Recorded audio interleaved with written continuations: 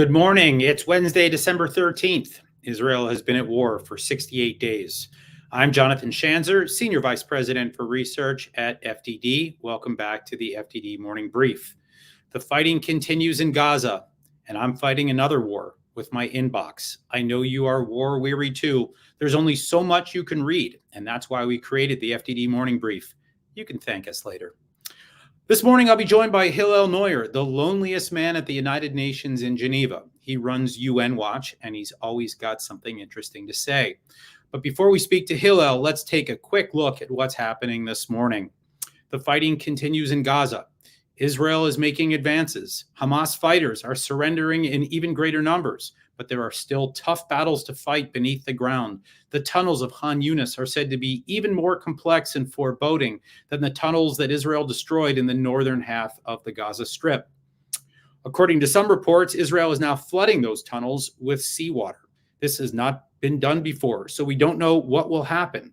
It could weaken the buildings above the tunnels. It could make the drinking water undrinkable, but it still might be better than bombing all of them. Israel has agreed to let even more aid into Gaza. Those accusations of genocide and war crimes really ring hollow. I continue to be surprised by how far Israel is willing to go in order to please and appease the international community. The IDF lost 10 fighters over the last 24 hours. 2 bodies of Israelis killed on 10/7 were also discovered in Gaza yesterday. The tough news continues to roll in, but remarkably, Israel is just taking it all in stride. I have yet to see signs that the public has soured on this war.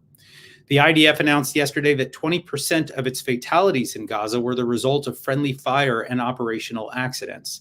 This only underscores how challenging it is to fight in Gaza with all that close-quarter combat and house-to-house urban warfare. I'm not sure the American public fully understands how tough this fight has been. France, Italy, and Germany have all called for EU sanctions on Hamas, and Switzerland, yes, Switzerland, has even come out against the group. This doesn't mean that Europe will all of a sudden support everything that Israel's doing, but it appears that Europe has finally seen the light on Hamas. Okay, here are your top 3 big stories to watch today. Headline 1, Hamas leaders based in Qatar may soon get the boot. Here's what we know. The Qataris have recently come under fire here in the United States and elsewhere around the world for supporting Hamas. The regime in Doha says that this was all done with American acquiescence. In fact, Senator Lindsey Graham said as much from the Doha Forum yesterday, but that may not be enough. Reports suggest that longtime leaders like Khalid Meshal and Ismail Haniyeh from Hamas may soon be on their way to Algeria at Qatar's behest. Abu Ubaidah, the masked Hamas spokesman who has been threatening Israel for years, may already be in Algeria. To be clear, a base in Algeria will certainly make it look like Hamas is in exile. I think the Israelis would prefer that the group move to Antarctica. So what's next? Removing Hamas from Qatar is a good start, but the real win would be for Hamas to leave Gaza. The Israelis believe that if they could just capture or kill Yahya Sinwar and Mohammed Deif and perhaps a few other leaders, it might pave the way for a deal to send hundreds of other Hamas leaders to Algeria and beyond. You'll recall that's exactly what Israel did in 1982 when it sent Yasser Arafat and the PLO to Tunisia. The PLO wasn't destroyed, but it was marginalized, at least for a while. Headline 2, and speaking of the PLO, a debate has erupted yet again about the Oslo process. Here's what we know. A debate about the peace process from the 1990s doesn't exactly seem like headline news, but it's relevant now because Israel is hearing from the United States and others that defeating Hamas should pave the way for a new horizon in Palestinian-Israeli peacemaking. Prime Minister Benjamin Netanyahu, who first rose to power as a staunch opponent of Oslo, is having none of it. He took to the airwaves yesterday, proclaiming that Oslo is the reason that Israel is in the predicament that it is currently facing today. So now what? Bibi's not wrong. Oslo provided the framework for the creation of a Palestinian proto-state, the Palestinian Authority, which never fulfilled its promise. The Palestinian leadership was corrupt. The Palestinian opposition, Hamas, was genocidal. And it all fell apart in 2007 when the Palestinians fought a brutal civil war. That led to the territorial split we see today, with the Palestinian Authority in control of the West Bank and Hamas ruling Gaza. You can read all about that war in my 2008 book, Hamas versus Fatah, The Struggle for Palestine. But I digress. Now that Hamas is about to be removed, we are at this point looking at a chance maybe for the Palestinian Authority to take control of both territories, maybe. Except here's the problem. The Palestinian Authority is still corrupt and exceptionally bad at governance. The Oslo process that created the PA was an abject failure that yielded unimaginable death and destruction. Israelis are right to be skeptical. Could this two-state paradigm be done any better by the Biden administration? I have serious doubts. And finally, Gilad Erdan, Israel's ambassador to the United Nations, held up a sign yesterday with Yahya Sinwar's phone number. Here's what we know. Erdogan's sign said that if the world wanted a ceasefire, Sinwar's phone was the number to call. From all appearances, it was Hamas leader's actual phone number. One can only imagine the text that he received yesterday. Erdogan's stunt comes amidst increased chatter about another hostage for prisoner swap brokered by Qatar. It is still hard to gauge the likelihood of a ceasefire. I mean, the Israelis have said they are willing to flood the tunnels with seawater. That would obviously imperil the hostages being held below ground. And Hamas doesn't seem flexible right now either. Spokesman Osama Hamdan, speaking from Lebanon yesterday, said that the group would not discuss another hostage deal until the bombing stopped in Gaza. In case you're wondering, Yahya Sinwar's phone number is 970-599-373-765. Okay, those are your headlines. A short while ago, I had the pleasure of interviewing Hillel Neuer, the executive director of UN Watch. He's been a thorn in the side of the UN for years. I think you'll find this edifying, to say the least.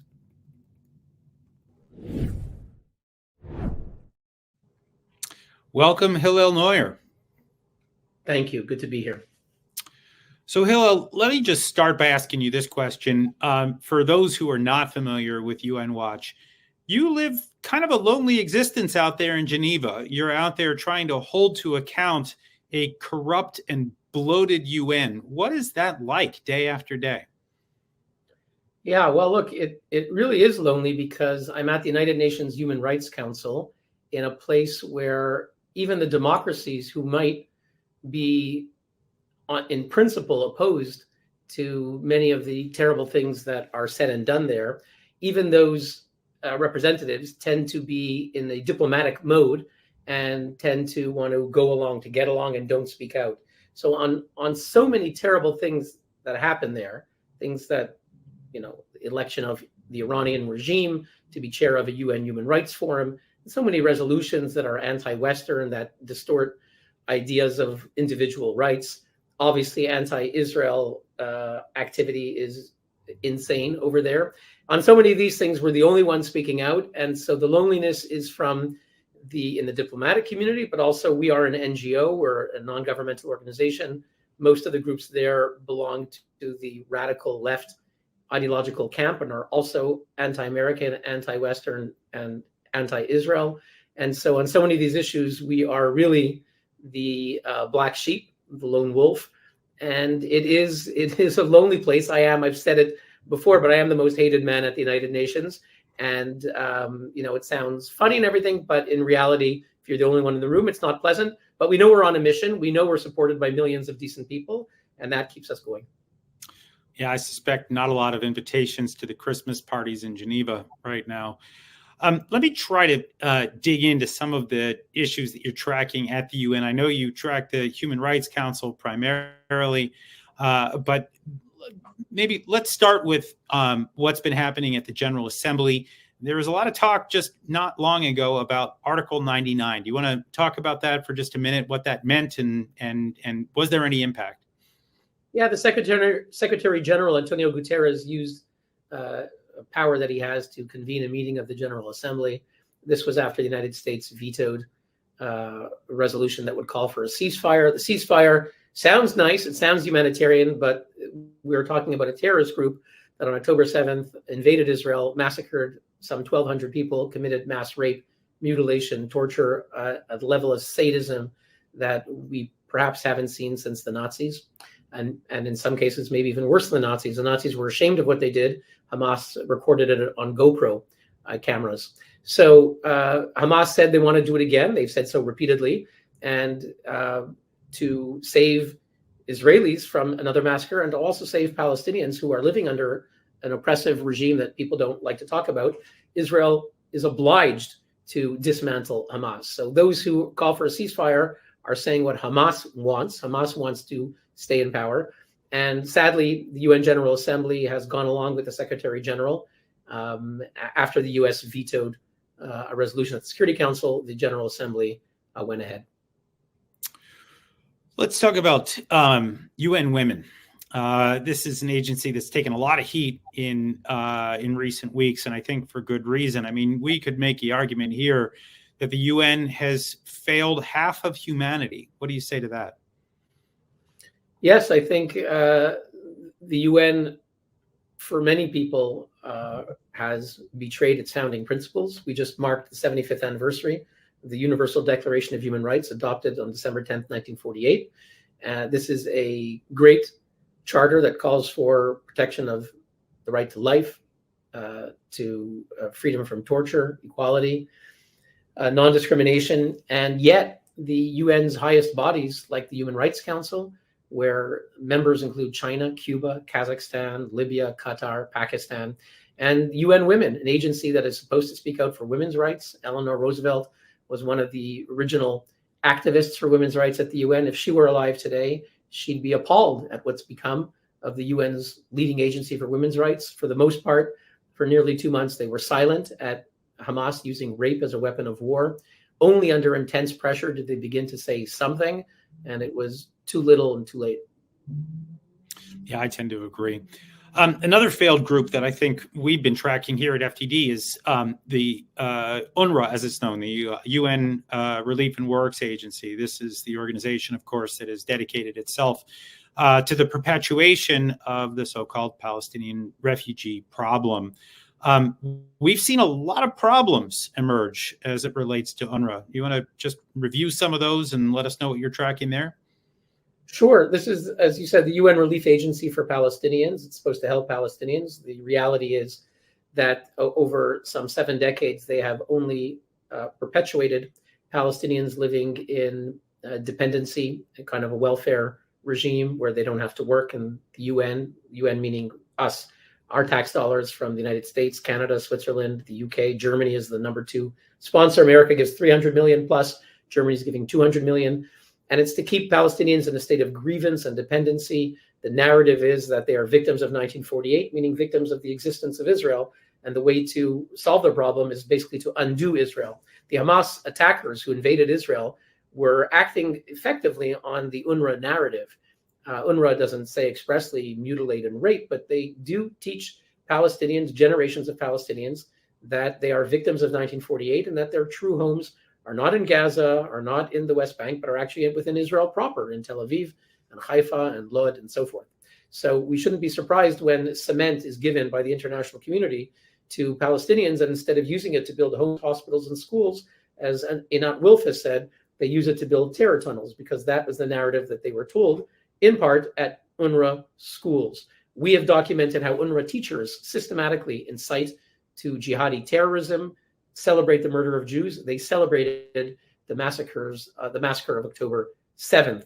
When we documented 150 perpetrators of UNRWA teachers, they said, it's some bad apples. It's a few bad apples. Well, 150 isn't a few. But the other key point is UNRWA has produced zero evidence that these are the anomalies, a few bad apples. The reality that we see is that these apples reflect the entire crop. When these UNRWA teachers do post anti-Semitism and hatred, their peers on Facebook do not say, I'm shocked that you supported Hamas and that you are glorifying Hitler and celebrating a massacre of Jews in a synagogue. The opposite is true. Their peers give them likes and give them a thumbs up. And a year ago, we exposed a teacher earlier this year, Riyad Nimmer in Lebanon, who glorified a massacre of Jews in a synagogue in Jerusalem in 2014. And when UNRWA came under intense pressure from the US, they suspended him for a few weeks. The reaction of the UNRWA Teachers Union was, he's a hero, he's a patriot. They went on strike for several days across Lebanon and stood with him. So these aren't a few bad apples. This is systemic. UNRWA is in denial. They need to be held to account, and our donor states, especially the United States, giving 300 plus million, needs to hold UNRWA to account. So far, they're only whitewashing UNRWA's crimes. Yeah, and of course, we saw at least some reports about one UNRWA official that was, I guess, involved in the hostage taking or the maintenance of hostages after 10/7. And the Israelis have demonstrated on multiple occasions that ammunition and weapons have been stored in UNRWA bags, which of course raised questions as to whether UNRWA brought them in or whether that was just where they were being stored in those facilities. Another agency I wanted to ask you about is UNIFIL. There's been a lot of talk about Lebanon and how the UN has failed Israel, but it's also failed Lebanon, hasn't it, in terms of trying to prevent the kinds of terror attacks that we've seen at the hands of Hezbollah against Israel really since October 8th. Yeah, look, it underscores the fact that those who claim to care about UN resolutions actually couldn't give a damn about UN resolutions if it doesn't support the anti-Israel narrative. There was a UN resolution, I believe it's 1701, adopted in 2006 after the end of the Second Lebanon War, which says that Hezbollah is prohibited from having any presence south of the Litani River, giving Israel some kind of buffer from this terrorist group. And the sovereign Lebanon was supposed to make sure, and UNIFIL was supposed to make sure that the Hezbollah terrorists would not have any armed presence south of the Litani River. And it was never enforced. The UNIFIL rather quickly understood from Hezbollah that Hezbollah was threatening them. From time to time, Hezbollah would, set off a bomb and kill a UNIFIL soldier. Very quickly, the Italian and other soldiers wanted to come home in one piece with their beautiful uniform, and they're not going to risk their lives to save Israel. So UNIFIL became useless. It became really a fig leaf for Hezbollah taking over all of Lebanon and using homes and other civilian facilities as cover for their rockets. So UNIFIL, I'd say, is doing the opposite of keeping out Hezbollah. They're effectively providing cover for Hezbollah, unless Israel, I think, has sent the signals quite clearly that UNIFIL needs to enforce 1701. Again, it's a UN resolution. You never hear Amnesty International talking about it. You never hear Human Rights Watch talking about it. You never hear the students at Harvard or Penn or MIT or the other schools saying, enforce the UN resolution, remove the terrorists. No, they couldn't care less about a UN resolution from the UN Security Council. Well, we've painted a pretty bleak picture here. Is there anything, I mean, you're tracking this every day. This is your job, Hillel. What can be done to fix the UN system? Any maybe heartening words that we can hold on to here as we end our chat this morning? Well, we mustn't give up because, first of all, Israel has been able to achieve significant progress in dismantling Hamas. That's a good thing. The United States should be commended for giving Israel the latitude, despite some criticism that I believe was unfair from time to time, implying that Israel is not complying with the laws of war, which is absurd. We know that Israel complies to a standard that even the United States, the UK, and other allies have never applied. And we've heard that. I heard that from Colonel Richard Kemp, the former British commander in Afghanistan. Heard that from several generals, U.S. generals who visited Geneva and spoke about this issue. We heard it from the former chair of the Joint Chiefs of Staff, who said that Israel is even, the Americans were a bit concerned because Israel was perhaps setting a new standard that the American forces have never applied in terms of notices given to civilians and so forth. So, but I do commend the United States for giving Israel some latitude to prosecute the war as it needs to. And that's important. And the other important thing is that the democracies at the United Nations that we've been describing need to speak out against injustices. When Israel is targeted by a special agenda item at the Human Rights Council, democracies need to speak out. When Guterres says, well, yes, I condemn Hamas brutality, but at the same time, there's a context and it's not a vacuum. It didn't happen in a vacuum. And he didn't talk about how his own UNRWA teachers have been indoctrinating generations of Palestinians to support jihadi terrorism. He didn't talk about that context. Rather, he had a long list of grievances. When those sorts of distortions are said at the United Nations, democracies need to hold them to account. When they do, we saw when a UN agency in Beirut put out a false report accusing Israel of apartheid, Nikki Haley back in the day called out the Secretary General and they deleted the report. So we know the US can have enormous influence on the Secretary General, on UNRWA, and on other UN agencies such as UN Women. So our democracies, whether it's the US, whether it's the UK, Germany, the Netherlands, Canada, need to step up to the plate at the United Nations. If they do so, they can push back. They won't defeat all the resolutions, but our democracies need to be heard, speaking loudly for basic principles and holding terrorist regimes and their apologists to account. That does make a difference at the UN. All right. Well, keep up the great work, Hillel. Thank you for joining the FDD Morning Brief. Thank you for having me. Okay, here are the other stories FTD is following today. New Treasury sanctions were announced this morning targeting Hamas. The terrorist financiers are based out of Turkey, Lebanon, Gaza, and beyond. My colleagues Elaine Dazinski and Melissa Sachs from our Center on Economic and Financial Power will take a closer look. Some of the names on today's list were previously identified in FDD's research. We've been closely monitoring these financial flows and identifying targets ripe for designation since well before the 10/7 attacks. The American Islamist group known as CAIR, the Council on American Islamic Relations, now seems to no longer be welcomed by the U.S. government. This comes after the group's director, Nihad Awad, publicly stated that he was, quote, happy to learn about the 10/7 attack, which he called an act of self-defense. My colleague Hussein Abdul Hussein wrote about this yesterday in the New York Post. Somehow, CAIR has been giving guidance to the Department of Homeland Security and White House for years, and it regularly meets with other top U.S. officials. The group was named as an unindicted co-conspirator in the Holy Land Foundation Hamas finance case back in 2001. It's unbelievable that it took so long for the U.S. government to recognize this group for who they are. And finally, the New York Times reports that Ukraine and the United States have reached a crossroads about what to do next in the defensive war with Russia. Ukraine's leaders want to retake territory that Russia captured. The U.S. is not sure that this is a recipe for success. My Russia-watching colleagues, John Hardy and Cliff May, FDD's president, are tracking this story. The White House and the Pentagon are now heavily involved in two wars being waged by America's allies. And in both cases, it appears that America's strategy is one of restraint. That's it for today.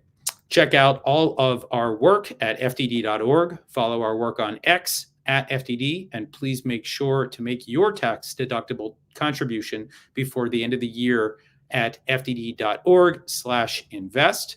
Join us every Monday, Wednesday, and Friday for more FDD Morning Briefs. Thank you for joining in. I'm Jonathan Schanzer, signing off for FDD.